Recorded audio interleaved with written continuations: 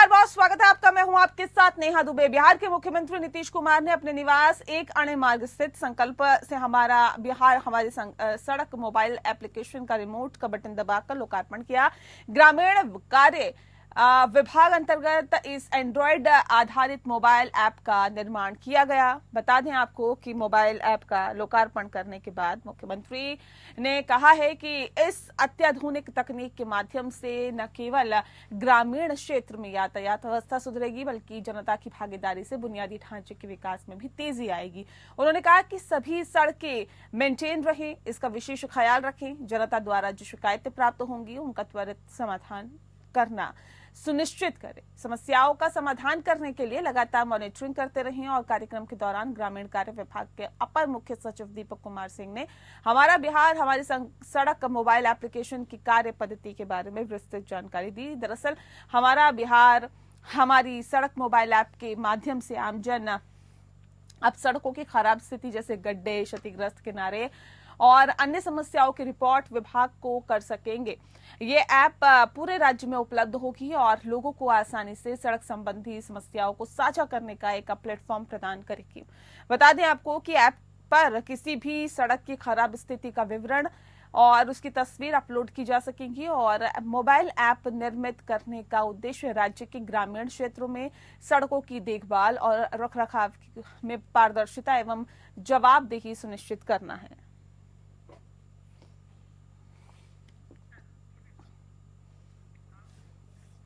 अगली खबर का रुख करते हैं। बिहार के मुख्यमंत्री नीतीश कुमार ने गुरुवार को एक अणे मार्ग में परिवहन विभाग की 43 डीलक्स बसों को हरी झंडी दिखाकर रवाना किया। हरी झंडी दिखाकर रवाना करने से पहले डीलक्स बस का मुख्यमंत्री ने निरीक्षण किया और बस में दी जा रही सुविधाओं की विस्तृत जानकारी ली।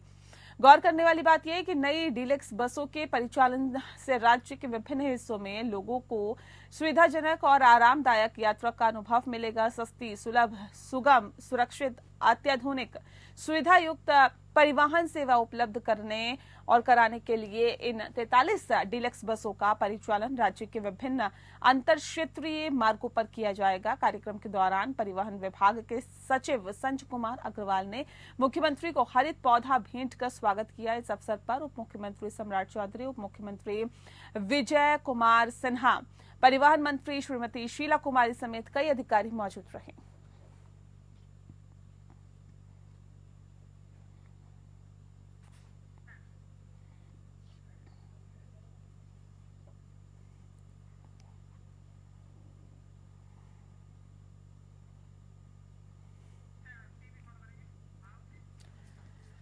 वहीं अमित शाह की बाबा साहब भीमराव अंबेडकर पर दिए गए बयान पर बिहार में राजनीति तेज हो गई है। आरजेडी सुप्रीमो लालू प्रसाद यादव ने गृह मंत्री अमित शाह के बयान पर कहा कि अमित शाह पागल हो गए हैं। उन्हें बाबा साहब से घृणा है और उनके बयान को हमने देखा और सुना है। उनके पागलपन को हम खंडन उनका करते हैं और बाबा साहब हमारे महान हैं और भगवान हैं। साथ ही कहा कि शाह को राजनीति त्याग कर देना और इस्तीफा दे देना चाहिए और भाग जाना चाहिए। वहीं दिल्ली के पूर्व सीएम अरविंद केजरीवाल ने नीतीश कुमार को पत्र लिखा। उन्होंने लेटर में लिखा कि मुख्यमंत्री को अमित शाह के बयान की निंदा करनी चाहिए। साथ ही इस बयान पर उन्हें बीजेपी से समर्थन वापस ले लेना चाहिए। इससे पहले तेजस्वी यादव ने शाह के बयान पर सोशल मीडिया एक्स पर लिखा कि भाजपा कान खोलकर सुन ले, बाबा साहब अम्बेडकर हमारे फैशन भी हैं, हमारे पैशन भी हैं, इंस्पिरेशन भी है और मोटिवेशन भी है।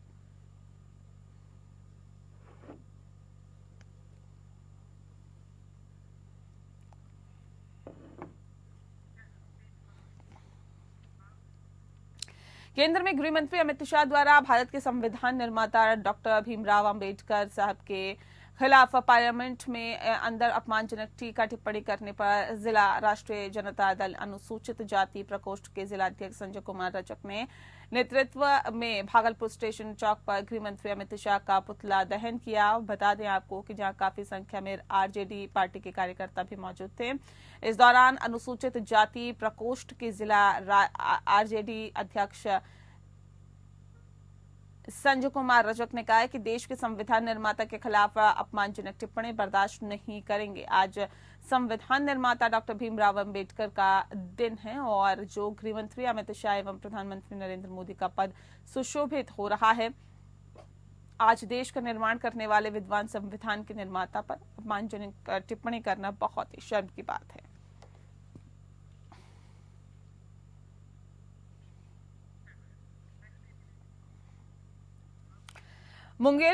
मुंगेर में दोहरे हत्याकांड का मुंगेर पुलिस ने खुलासा करते हुए एक निजी न्यूज चैनल के पत्रकार सहित कई लोगों को गिरफ्तार किया है। पुलिस अधीक्षक कार्यालय में प्रेस कॉन्फ्रेंस का जानकारी देते हुए मुंगेर पुलिस अधीक्षक सैयद इमरान मसूद ने बताया है कि 13 जुलाई को मंजीत मंडल और चंदन मंडल की गोली मारकर हत्या कर दी गई थी और जहां पुलिस ने 2 लोगों को गिरफ्तार कर जेल भेज दिया था।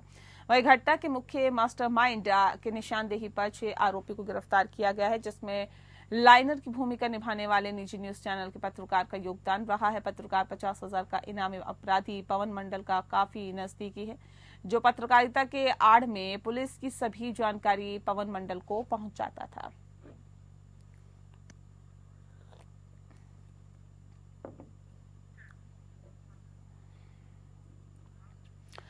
गुजरात के भरूच में झारखंड के एक मजदूर की 9 साल की बच्ची के साथ दुष्कर्म की घटना को अंजाम दिया गया। इस मामले की जानकारी मिलते ही सीएम हेमंत सोरेन के निर्देश पर मंत्री दीपिका पांडे सिंह, एडीजी सुमन गुप्ता और निदेशक समाज कल्याण किरण पासी के साथ 3 सदस्यों की टीम पीड़ित बच्ची और उसके परिवार से मुलाकात करने गुजरात में गई। और बता दें आपको कि मंत्री दीपिका पांडे सिंह ने कहा है कि उनका उद्देश्य ये सुनिश्चित करना है कि बच्ची को सही इलाज और सहायता मिले। उन्होंने गुजरात सरकार से मांग की है कि आरोपी के खिलाफ सख्त कार्रवाई की जाए। इसके साथ ही पूरे मामले को फास्ट ट्रैक कोर्ट में ले जाने की अपील भी की है। सरकार पीड़ित परिवार को हर संभव मदद पहुंचाए ताकि उन्हें इंसाफ मिले। और इस पूरे घटनाक्रम के संबंध में संबंधित अधिकारियों के साथ भी बातचीत की गई है और गुजरात में काम करने वाले झारखंड के श्रमिकों और उनके परिवार की सुरक्षा की मांग भी सरकार के सामने रखी गई है।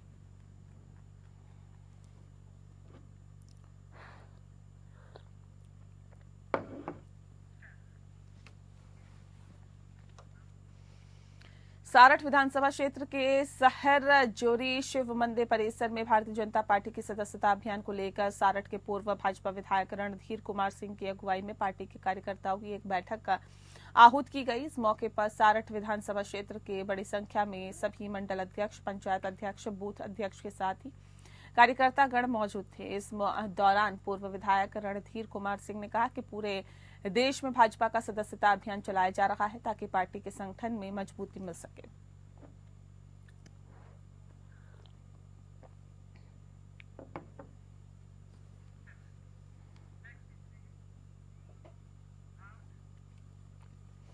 कालका विधानसभा से हरियाणा के मुख्यमंत्री नायब सिंह सैनी ने धन्यवाद रैली की शुरुआत की है। इस दौरान कालका विधानसभा क्षेत्र से विधायक शक्ति रानी शर्मा और राज्यसभा सांसद कार्तिकेय शर्मा, भारतीय जनता पार्टी के जिलाध्यक्ष दीपक शर्मा और उपाध्यक्ष बंतो कटारिया और पूर्व विधानसभा स्पीकर ज्ञानचंद गुप्ता और पंचकुला के महापौर कुलभूषण गोयल मौजूद रहे। कालका क्षेत्र की विधायक शक्ति रानी शर्मा द्वारा मुख्यमंत्री नायब सिंह सैनी को कालका क्षेत्र की कुछ मांगों की लिस्ट सौंपी गई है। इसमें कालका क्षेत्र को लेकर कई मांगे रखी गई है, जिस पर हरियाणा के मुख्यमंत्री नायब सिंह सैनी को उनके भरोसा दिया है कि जो उनकी मांगे हैं उन्हें पूरा किया जाएगा। इसके साथ ही मुख्यमंत्री नायब सिंह सैनी द्वारा कालका और हरियाणा के लोगों का धन्यवाद किया गया और तीसरी बार काफी अच्छे मार्जिन के साथ ही हरियाणा में तीसरी बार बीजेपी को ऐतिहासिक जीत दिलवाने का काम किया है। और इसके साथ ही पत्रकारों से बात करते हुए मुख्यमंत्री नायब सिंह सैनी ने कालका में 25,000 करोड़ के विकास कार्यों की शुरुआत की है। इसके अलावा पिछले 10 वर्षों के कार्यकाल में कई हजार करोड़ के विकास कार्य किए गए हैं और आने वाले समय में कई नई परियोजनाएं कालका के लिए लाई जाएंगी।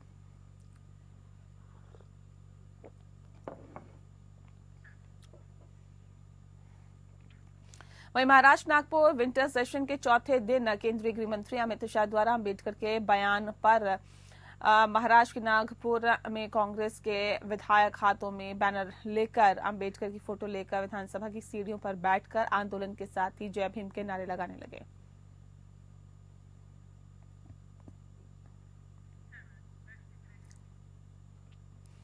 महाराष्ट्र के कल्याण शहर में चौंकाने वाली घटना सामने आई है। दामाद और ससुर के बीच मक्का मदीना और कश्मीर जाने को लेकर हुए विवाद ने गंभीर रूप ले लिया है, जब गुस्साए ससुर ने अपने दामाद पर एसिड फेंक दिया और इस घटना में इबाद फाल्के नामक युवक गंभीर रूप से घायल हो गया, जिसका इलाज कल्याण के एक निजी अस्पताल में चल रहा है। इबाद फाल्के का हाल ही में जकी खोटाल की बेटी से निकाह हुआ था। इबाद हनीमून पर कश्मीर जाना चाहता था और जबकि ससुर जकी खोटाल की इच्छा थी कि नवविवाहित जोड़ा मक्का मदीना प्रार्थना के लिए जाए और इस बात को लेकर पिछले कुछ दिनों से दोनों के बीच कहासुनी हो रही थी।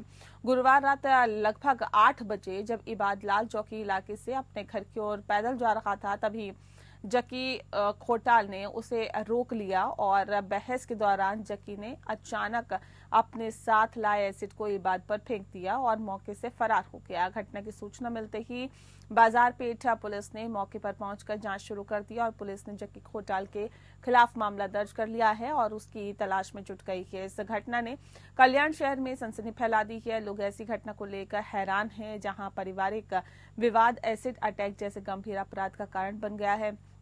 पुलिस ने लोगों से अपील की है कि यदि किसी को जकी खोटाल के बारे में कोई जानकारी मिले तो वो तुरंत बाजार पेठ पुलिस थाने में संपर्क करें। घायल इबाद की हालत गंभीर बनी हुई है और डॉक्टर्स का कहना है कि उसके चेहरे और शरीर पर गहरे घाव हैं। पुलिस इस मामले की जांच में जुटी हुई है और आरोपी को जल्द गिरफ्तार करने का दावा कर रही है।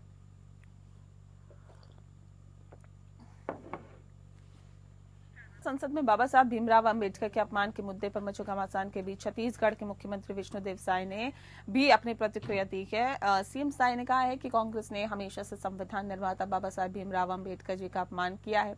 बाबा साहब के बनाए गए संविधान में बार बार संशोधन, देश में आपातकाल लागू कर लोकतंत्र का गला घोटना और डॉक्टर अंबेडकर जी को भारत रत्न से वंचित रखना, ये सब कांग्रेस ने किया है। आज कांग्रेस बाबा साहब भीमराव अंबेडकर का नाम पर दिखावा कर रही है, लेकिन देश की जनता जानती है और देश जानता है कि 1991 से 92 में देश में पहला आम चुनाव हुआ तो कांग्रेस ने डॉक्टर अंबेडकर को हराया। इसी कारण उन्होंने नेहरू के मंत्रिमंडल से इस्तीफा दे दिया था। कांग्रेस जितना चाहे प्रयास करे, लेकिन इस बात से इनकार नहीं कर सकते हैं कि अनुसूचित जाति और अनुसूचित जनजाति समुदाय के खिलाफ सबसे भयानक हत्याकांड उनके शासनकाल में हुए हैं। कई वर्षों तक उन्होंने सत्ता में बैठकर SC/ST समुदाय को सशक्त बनाने के लिए कुछ भी ठोस कदम नहीं उठाया है। कांग्रेस पूरी तरह से बाबा साहब की विरोधी है।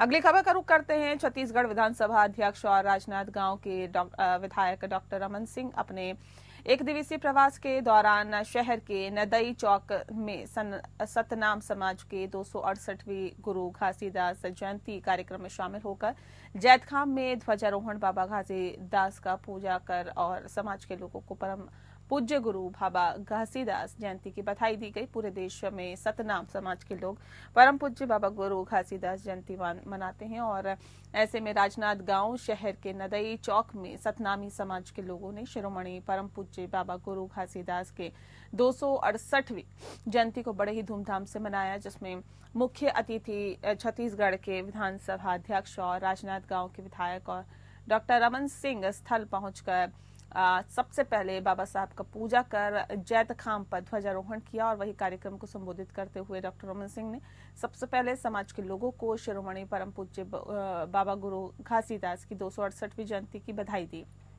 उन्होंने कहा कि बाबा साहब को एक ही शब्द मनखे एक समान ने सारे मानव जाति को एक सूत्र में बांधने का काम किया है।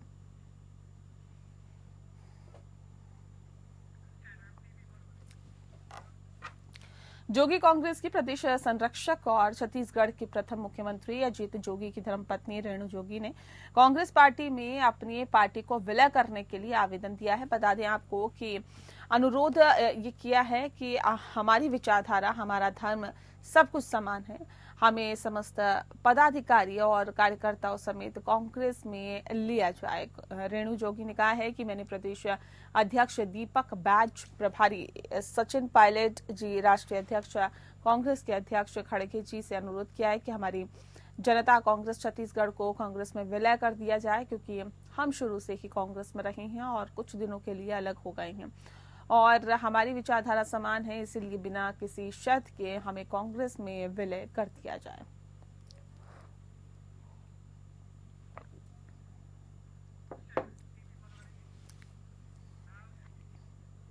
संभल में दिन निकलते ही एएसपी के नेतृत्व में सड़कों पर विद्युत कर्मियों की सुरक्षा के लिए पीएसी, आरआरएफ और थाना फोर्स उतरी।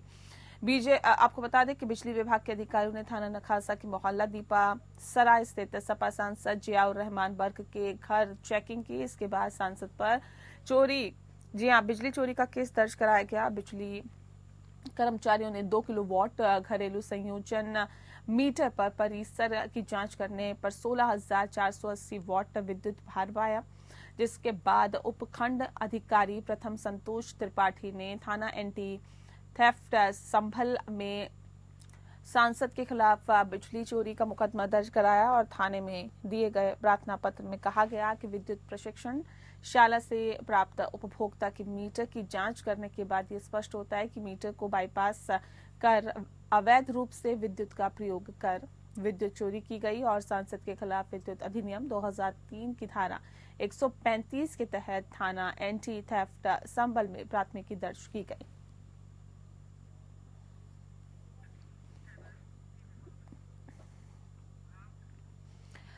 संभल और वाराणसी के बाद अब अलीगढ़ में भी बंद मंदिर को खोला गया है। अलीगढ़ के मुस्लिम इलाके में 45 वर्षों से भी ज्यादा वक्त से बंद मंदिर को खोला गया है। श्रद्धालुओं ने मंदिर का गंगा जल से शुद्धिकरण किया और यहां हनुमान चालीसा पढ़ी है।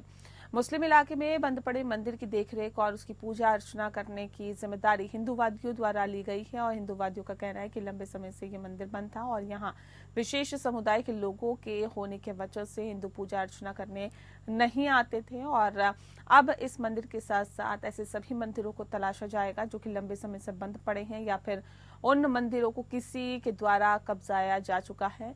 उसके लिए भी अब सभी हिंदूवादी नेताओं के द्वारा अलग अलग जगह पर अपने कार्यकर्ताओं को अलर्ट कर दिया गया है। दरअसल ये पूरा मामला अलीगढ़ के थाना बन्ना देवी के सराय रहमान का है, जहां पर 45 वर्षों से भी ज्यादा खंडर अवस्था में मंदिर मिलने के बाद शिव मंदिर में हिंदू भक्तों द्वारा पूजा अर्चना की गई, जिसमें भक्तों का गजब का उत्साह देखने को मिला। मंदिर में भक्तों ने भक्ति भाव से भगवान शिव की आराधना की और विभिन्न धार्मिक अनुष्ठान संपन्न किए। इस धार्मिक आयोजन में बड़ी संख्या में श्रद्धालुओं की उपस्थिति ने वातावरण को भक्ति और उत्साह से भर दिया।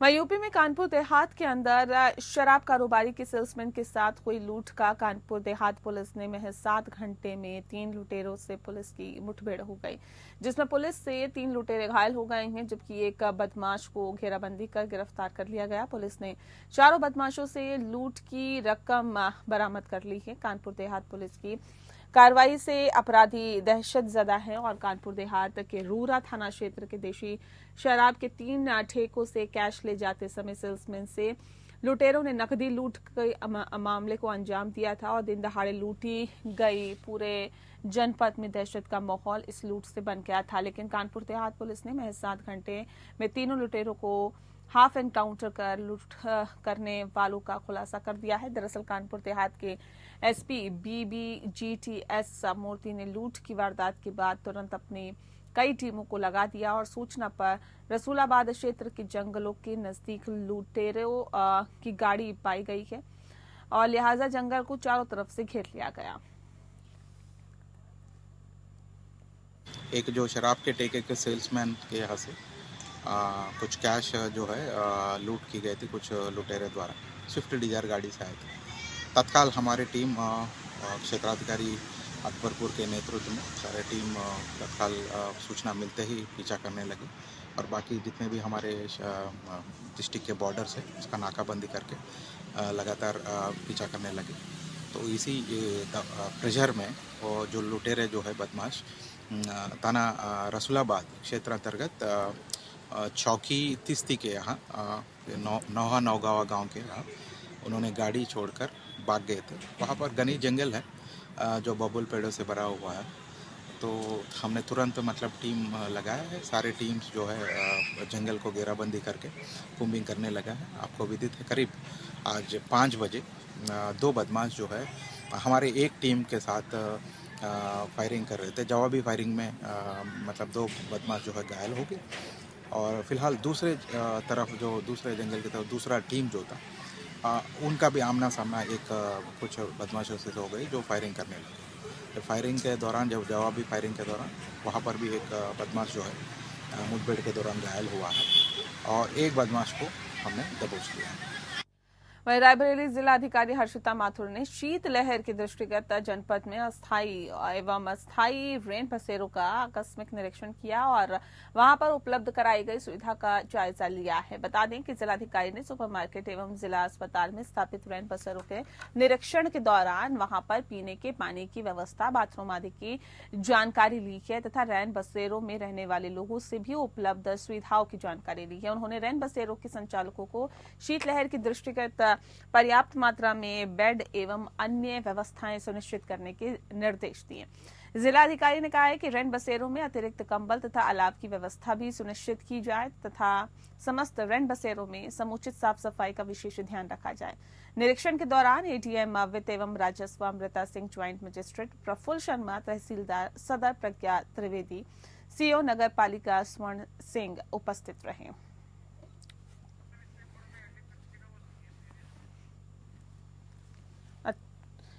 जी हाँ, तो आपको बता दें कि रायबरेली का पूरा मामला है। जिलाधिकारी ने रैन बसेरों का औचक निरीक्षण किया है और वहां पर जो भी कमी और खामी देखी उसका त्वरित निस्तारण करने की बात कही है और साथ ही साथ तमाम व्यवस्थाओं का जायजा भी जिलाधिकारी ने रायबरेली में लिया है।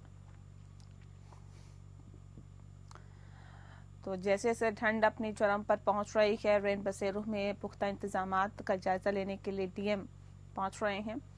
ये तस्वीरें हम आपको रायबरेली की दिखा रहे हैं। औचक निरीक्षण करने के लिए डीएम यहां पर पहुंची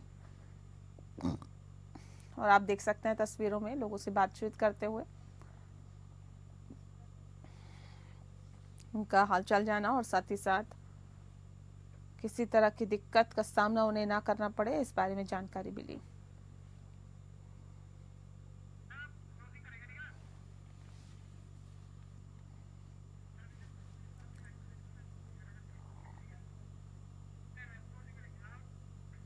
और इसी के साथ फिलहाल इस बुलेटिन में इतना ही। नमस्कार।